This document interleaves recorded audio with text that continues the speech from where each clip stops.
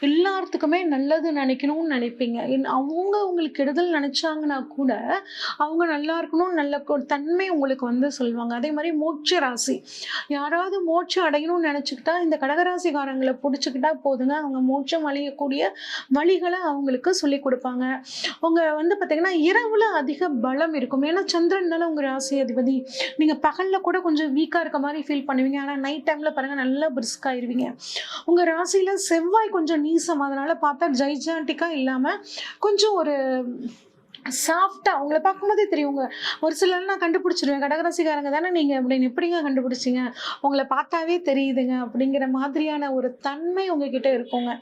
அடுத்து ஒரு கருணையான உள்ளம். சந்திரன்னா அம்மாங்க. ஒரு அம்மா எப்படி குழந்தைங்க கிட்ட நடந்துக்குவாங்களோ, அதே மாரி தான் நீங்க அடுத்தவங்க கிட்டயும் நடந்துக்குவீங்க.